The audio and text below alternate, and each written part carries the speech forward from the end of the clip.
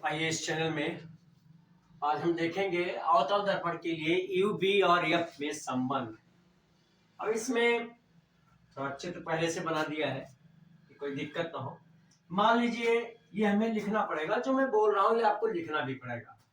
ये M1 और M2 एक दर्पण है।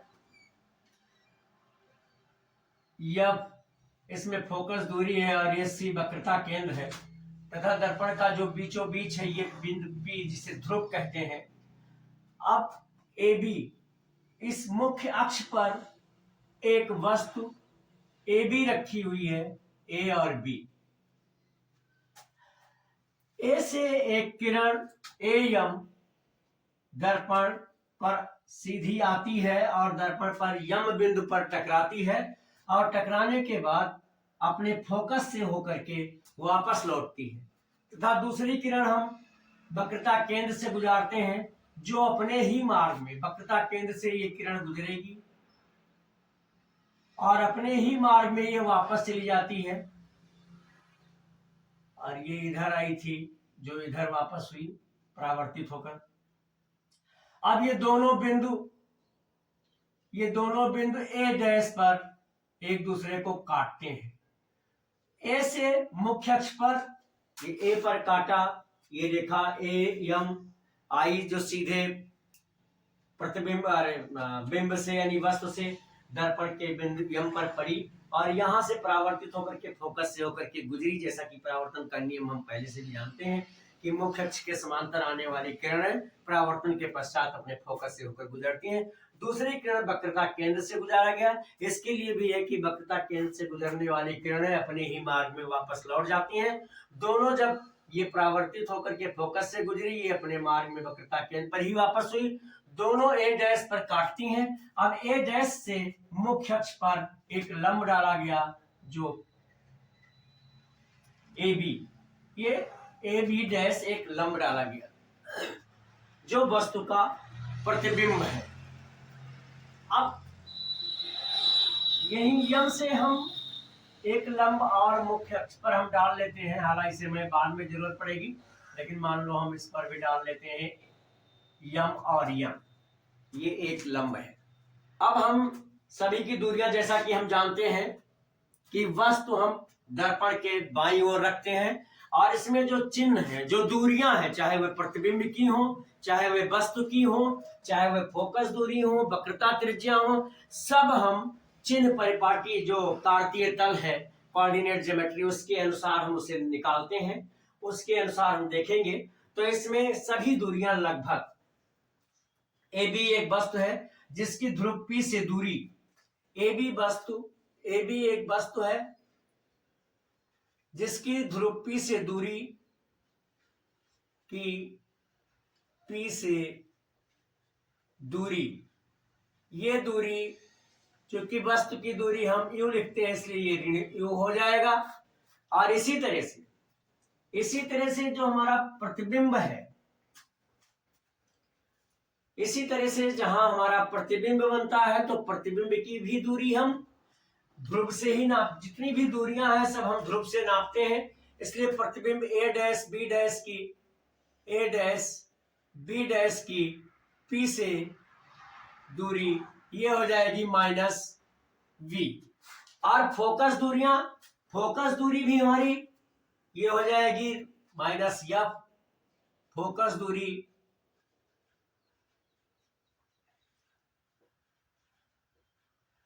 ये हो जाएगी ऋण f।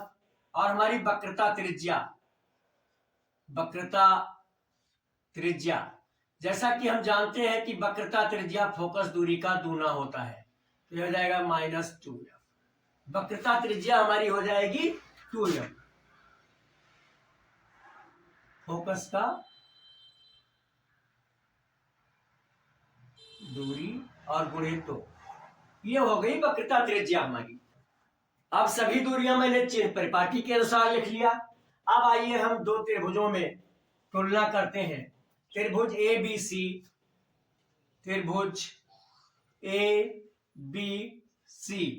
तथा त्रिभुज ए डैश बी डैश और सी, ए डैश बी डैश और सी ये समकोणिक हैं, समकोणिक हैं।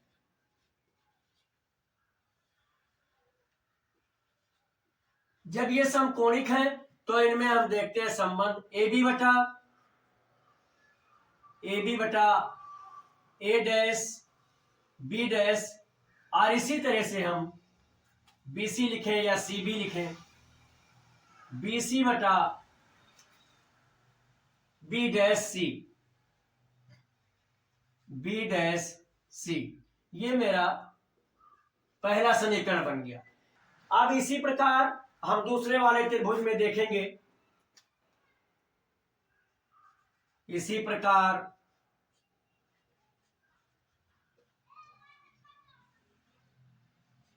त्रिभुज A dash B dash C, अरे sorry, A dash B dash और एफ तथा त्रिभुज M N F, M N F, ये भी समान कोणिक है, ये भी समकोणिक है, समकोणिक, समकोणिक है। तो हम इससे देखेंगे ए डैश बी डैश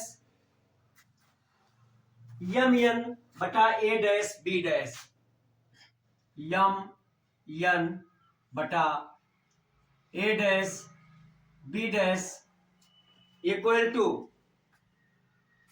हम देखेंगे इसको एन एफ बटा B dash F, N F बटा बी डैश एफ, ये हमारा समीकरण दूसरा है। परंतु यम एन बराबर ए बी,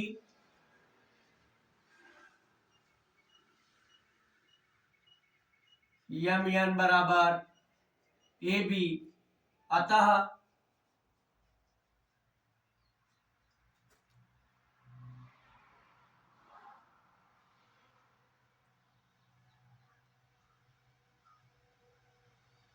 ए बी बटा ए डैश बी डैश बराबर एन एफ बटा बी डैश एफ, ये समीकरण तीसरा हो गया। अब ये दोनों समीकरण तीसरा हो गया, यहां दोनों ए बी बटा ए डैश बी डैश है, यहां भी ए बी बटा ए डैश बी डैश है, इसलिए इन दोनों समीकरणों की हम तुलना करेंगे। तो समीकरण 1 और 3 की तुलना करने पर समीकरण 1 और समीकरण 3 की तुलना, अब इसकी हम तुलना करेंगे। तुलना करने पर जब इसकी हम तुलना करेंगे तो यहां हमारा बी सी बटे बी डैश सी डैश, अरे बी डैश सी, बी सी बटे बी डैश सी, ये बराबर हो जाएगा एन एफ बटे बी डैश एफ, ये बराबर हो जाएगा। अब हम इसकी दूरियां निकालेंगे, इनकी दूरियों को लिखेंगे। इसके लिए हम देखेंगे कि बीसी हमें इतना है और मुझे P से B तक की दूरी दी हुई है, P से, और चूंकि यन हमारा ये बहुत यम जो है ये P के बहुत करीब है, इसलिए हम इसको भी लिख लेंगे कि चूंकि यम P के बहुत करीब है इसलिए यन लगभग P के बराबर होगा। चूंकि यम P के निकट है, अतः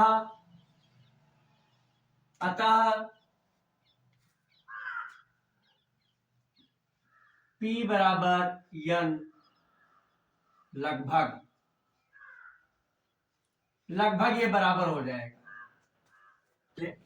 तो ये हो जाएगा पी बी और माइनस PC माइनस PC और बटे B-C। B-C निकालने के लिए हम लिखेंगे इसमें, क्योंकि हमें ये दूरी चाहिए इसलिए हम PC में से B-C माइनस करेंगे। PC minus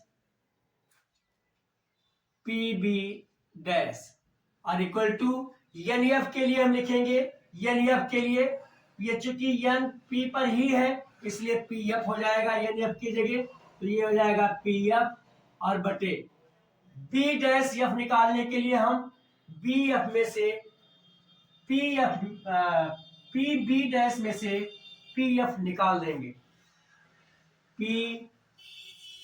PB- minus PF, तो हमें BF मिल जाएगा। P और F ये हम निकालेंगे। अब हम इनका जो इनकी जो वैल्यू है UBF, उससे हम इसमें इसके मान को रखेंगे।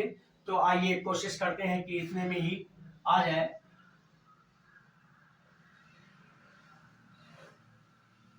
यहां हम रखेंगे PB हमारी चूंकि यहां से यहां तक यानी वस्तु की दूरी है, तो यह हमारी हो जाएगी ऋणात्मक हो जाएगी वस्तु की दूरी, ऋण U। फिर यहां ऋण लगा है ऋण, और PC हमारी वक्रता त्रिज्या है या तो ये दूरी हमारी ऋण 2F हो जाएगी, ऋण 2F और बटे हमारा है PC हमारा है P और C, ये भी है -2F और फिर माइनस PB-, यहां हम माइनस लगाएंगे और P और B- ये हमारी दूरी -B है, -B और इक्वल टू हम PF लिखेंगे, P और F ये फोकस दूरी है, -F हो जाएगी और बटे PB- माइनस PF, PB- ये हमारा है -B और माइनस PF इसको हम लिखेंगे -F। अब हम देखेंगे, फिर ये ब्रैकेट ओपन करेंगे तो ये आएगा -U प्लस 2F और upon -2F plus B equal to -F upon -B और ये दोनों माइनस माइनस प्लस हो जाएगा प्लस F। अब हम इसका क्रॉस मल्टीप्लाई करेंगे, इसका हम तिरछा गुणा करेंगे, इसका हम तिरछा गुणा करेंगे तो इस B का इसमें हो जाएगा, तो ये हो जाएगा -UB, सर ये माइनस है दोनों मिलकर के प्लस हो जाएगा, प्लस UB, तो यहां हमें प्लस लिखने की जरूरत भी नहीं है, प्लस UB हो गया। फिर -B और प्लस 2F का गुणा होगा तो ये हो जाएगा -2FB, फिर F का इसमें होगा -U में तो ये हो जाएगा -FU और फिर F का प्लस 2F में होगा तो ये हो जाएगा +2F², और इसी तरह से -F का इसमें होगा तो -F और -2F ये हमारा आ जाएगा +2F² और -F और प्लस B का हो जाएगा -FB। अब हम इसको पक्षांतर करेंगे, यहां आएगा UB ये -2FB है और यहां सॉरी ये -2FB -FU प्लस 2F², इस 2F को इधर लाएंगे तो माइनस में हो जाएगा -2F² और ये माइनस है, इसको इधर लाएंगे। कोई भी निशान हम बराबर से दाएं ओर से या बाईं ओर ले जाते हैं, बाईं ओर से या दाईं ओर ले जाते हैं तो उसका निशान बदल जाता है। अब यहाँ ऋण में है तो इधर आएगा तो ये धन हो जाएगा, धन FB और इधर बचेगा केवल 0। अब हम देखेंगे यहाँ हमारा UB बच जाएगा, UB 2FB में से एक FB निकल जाएगा, ये ऋण है ये धन है इसलिए, और बचेगा ऋणात्मक में FB, फिर यहां बचेगा -FU और 2F² ये धन में है, 2F² ये ऋण में है, ये दोनों बराबर है कट जाएंगे और इतना बराबर आ जाएगा 0। इसे चाहे तो हम समीकरण 4 लिख दें। अब लिखेंगे समीकरण 4 को यू बी एफ से भाग करने पर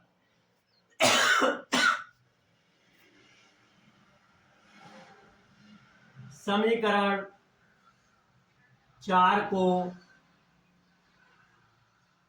यू बी एफ से भाग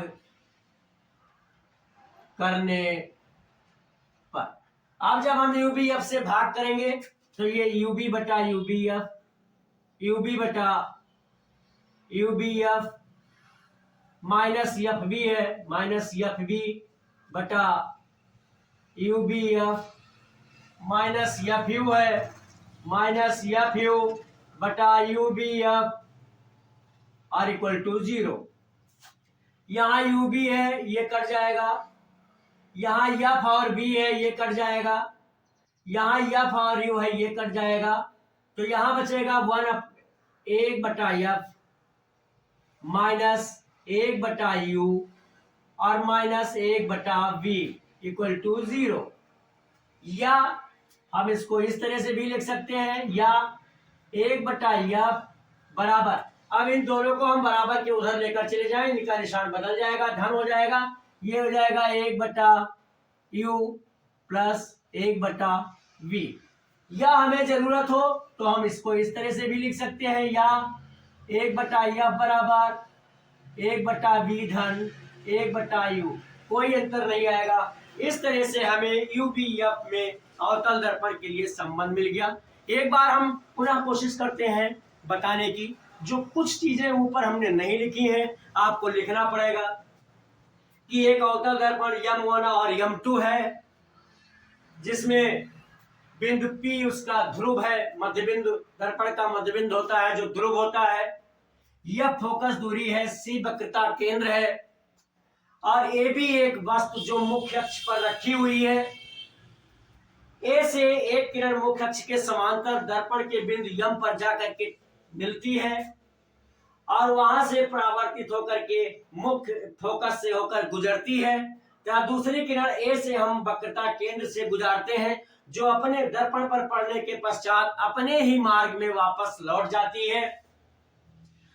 अब इस तरह से और सारी दूरियां भी हमने दिखाया कि ए बी चूंकि ये वस्तु की दूरी है, ए बी की पी से, और जो भी दूरियां हैं हम हमेशा ध्रुव से ही नापते हैं, पी से ही नापेंगे।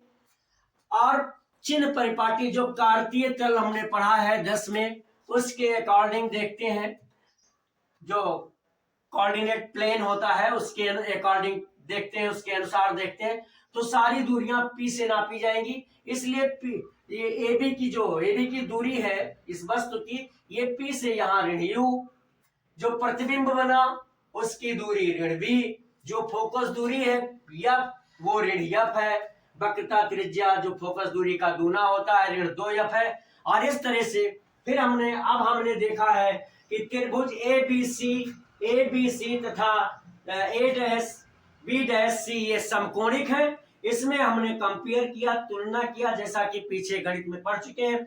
AB बटा A' B' बराबर BC बटा B' C' ये पहला समीकरण है। अब हम दूसरा समकोणिक त्रिभुज में इसी प्रकार देखेंगे, A' B' F तथा त्रिभुज MN और F में MN बटा A' B' बराबर NF बटा B' ये समीकरण दूसरा है।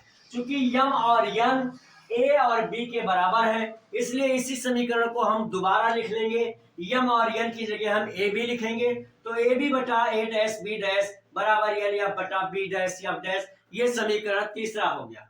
अब चूंकि हमें समीकरण 1 में भी AB बटा A' B' है और 3 में भी AB बटा A' B' है, इसलिए इन दोनों समीकरणों की तुलना करके हम सीधे जो इनके इक्वल थे, यानी BC बटा B' बराबर NF बटा B' और F लिख लिया।